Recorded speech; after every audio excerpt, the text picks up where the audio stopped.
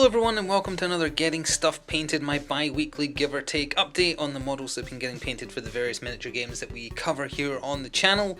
And for once we actually have a pretty wide variety, including some new games for the channel along with some progress on other ones. Obviously we have some Monsterpocalypse, we have some Bot War, we have some Gotham City Chronicles, Blackstone Fortress, Marvel Crisis Protocol, and just a little bit under the finish line, just finished this a little while ago, Batman miniature game as well. As always, we'll start from left, work our way across, and see what we've been doing, starting with something I never thought I'd say, but painted a Statue of Liberty, which is a little bit weird. Monsterpocalypse comes with a bunch of cardboard buildings, but you can also buy specialist buildings that do different things in the game. And one of them was the Statue of Liberty, which sadly did come broken, but I did manage to fix it. And it takes reasonably well to contrast. That's the thing I wanted to test with Monsterpocalypse and Bot War. How does contrast paint work with them? And the answer is pretty well. The base of it is a little not as nice looking as I would like. The base of the pedestal, I mean. The colour I used for the statue itself was not contrast. It was, what was it called? Hexwraith Flame? Gloomhaven is the other one. Hexwraith Flame, I think, which is a texture paint that Citadel does. It's essentially a proto-contrast paint. It existed before contrast did. More or less the exact same effect. If you wanted a more blue Statue of Liberty rather than the green, use the other one, which again, one of them's called Gloom something, one of them's called Hex something. And then I put a couple of washes over them, a little bit of non-oil in the recesses for shadow, and then all over Agrax Earthshade, because the Statue of Liberty is not a clean statue. It's pretty manky, as we say here, and I don't mean the Pokemon. So the rest of what we have here from Monsterpocalypse is the entirety of one of the starter sets, bar the big robot. The big robot has to still be done. I'm not sure how contrast is going to do on that, but for the smaller stuff, it does pretty well. Space Wolves Grey, Gryph-hound Orange, some Lead Belcher, and some Wash, simple as. This is a little repair truck that can repair destroyed buildings that the big monsters smash through. And then we have three normal tanks, and then we have this one, which also has a star in its base, which I'm not sure will show up. Oh no, a little bit there, yeah. Which is the elite tank. So it's a little bit stronger, it has some special rules, and you paint it a little bit differently just so it stands out. And they don't do much to the big monsters, but they can kind of gang up on them, do 1 damage if they're lucky, or debuff them maybe. And then we have regular tanks.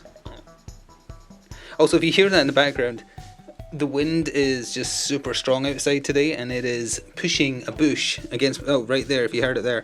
It's pushing a bush against my window and it's scratching at the window. It's a good job I'm not filming this at night or it'd be creepy. And then one more tank. Again, other than the elite one, all the rest are just done the same style.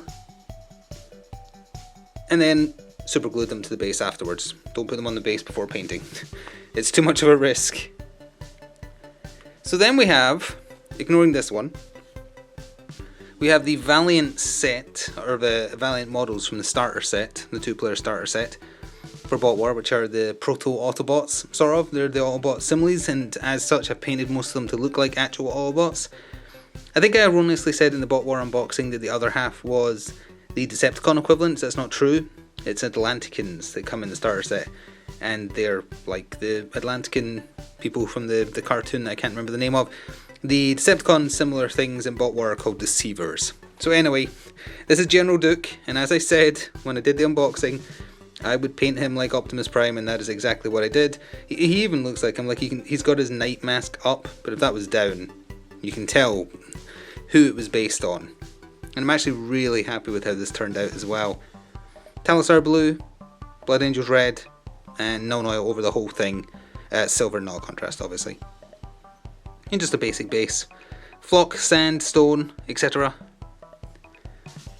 Oh, yeah, I'll try and get their actual names as well. Apologies if I just use the Autobot ones, but I think this guy is called Wolf in Bot War, and I saw someone else online paint him like this. I think this is Trailblazer in the style of Transformers G1, one of my dog's hairs.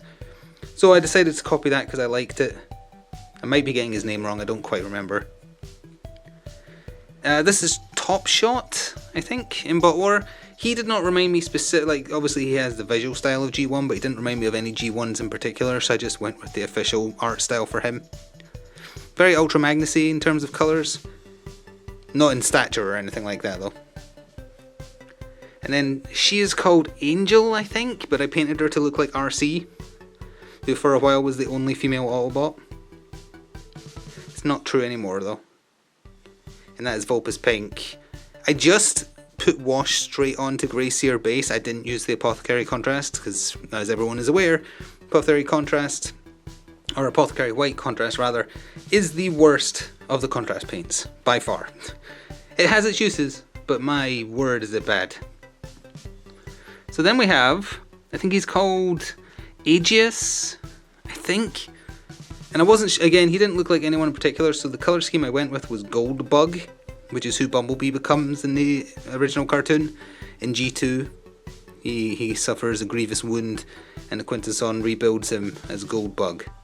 So that reminded me of his design, more or less. Really happy with how they came out. I cannot wait to give this a go, just because I love Transformers. But also, still got the other half of the starter set to go, so that's another 6 minis. This one is a bonus mini I got with my order, because every month Traders Galaxy gives you a free miniature with your orders if they're over a certain amount, I think. Could not tell you his name, and he's not based on anyone in particular. He's got a little like inklings of a few different people. Painted him up with the official style as best I could, and he's supposed to be, he's a host. He has the host rule, which means this is like Soundwave's cassette deck. So he can spawn smaller robots that do his bidding. And his gun hand is a little bit like Shockwave to me. Or the Autobot that was a tank, whose name I can't remember, but he had the big cannon in his stomach. And that is not in focus. There we are. Not as happy with that one. I used Skeletal Horde to try and get the military colour, the sand colour. It's not great for the smooth surfaces, but turned out okay. So then we have 4 of Gotham's finest for Gotham City Chronicles. Just some NCPD, I was going to say. No, not New York City. GCPD, cops. Don't have much to say about them. I find painting cops so dull. I was never very good at, like, they're just cranking out a bunch of the same miniature. I find it boring. I like mixing things up. Hence why there's such an eclectic collection here. But they need to be done for the next mission. Might end up substituting a few of these cops for some other ones, just so I don't have to paint up 8 more of ever so slightly different posed. But we also have 4 drones. These drones, they took like 10 minutes. It's the first time I've done like factory painting and it's worked out fine. Just lead belcher silver and then black contrast over the top. I wasn't sure what to do with the bases because they were not fluorescent or opaque. They were just pure blue, so I just painted them black. Maybe not the best option for them, but they come pre-assembled. It's thick, bright blue plastic, so I wasn't sure what else to do with them. I think that's an acceptable solution. Oh yeah, I used a dollop of blue and red for like police lights on the front. To hint at police lights, because I don't know if they're always used as police drones in the game. They must be actually, because they have a blue background on their card. So next, we have 3 more Cultist Guardsmen, Traitor Guardsmen, sorry, for Black Sun Fortress, bringing the total completed up to 7. So now I have another 7 to do with all the poses that you've seen in these videos thus far. I'm not looking forward to it. They're so detailed for something so insignificant that can die so easily that it puts me off. That and the kind of like the muted colour tones are a little meh. This guy is funny though. This guy has stolen all the grenade. None of the rest of his unit is allowed a grenade because he has taken them all. And I find that hilarious. And then we've got a flamethrower guy. There we are. Using the same colours talked about before. Trying to stick with a theme with them. So then, already seen in the battle port, we have Enchantress and Angela. The box set that shouldn't have been released until next year, but in Europe and the UK it was. So this is Enchantress, Warp Lightning with Moot Green. I used the Tesseract Glow, is that what it's called? Tesseract Glow I think, but then muted it down with some Baltan Green wash because it was too bright I felt by itself. And I think it has that mystical flame kind of look that I was looking for with her. It was that branch scratch. I really should break that branch out there, otherwise it's going to damage my window. I keep forgetting, and then every time it's windy, I'm like, oh yeah, it does that. And then the powerhouse, the scarily strong, the dangerously strong Angela, whose stat card I don't quite believe made it through testing. She is ridiculously dangerous and good. The miniature is cool, although I'm not too keen on the posing on this. So she's got wobbly model syndrome, kind of. I don't want to actually wobble her in case she breaks, but it's not as secure as I would like. And this uses the Nasdaq yellow to create the gold effect with a wash on top for detail. Could have, like, there's a bunch of X's and O's on her ribbons. Could have tried to pick them out. I didn't trust my unsteady hand, so I didn't. But if you've got a steady hand, I would say that's a good bet. And then also some Gryph-hound Orange for her hair. So that's Thor's sister, done. See her on the table again soon. She is scary. Maybe that's also why they delayed her, because she's, with the power level of everything else available right now, she is so far and above. Anyway, to end on is something goes past my window with a motor going. We have the new Flashpoint Batman for the Batman miniature game released for 3rd edition. Soldiers of Fortune crew standing on Bruce's grave. This is his father, Thomas Wayne. I love the pose. Although I know people don't like carrying around huge bits of scenery on their bases because it makes no sense that they're just plodding along with a grave. You could model him with the sword or the guns. I opted to put the sword on the base, so it's still there. Because traditionally he uses dual handguns. He's not a martial artist. And that's Basilicanum grey, Flesh Tears red, Black Templar black, washes on top, and that's about it. A little bit of Ghoulian flesh for the trademark chin.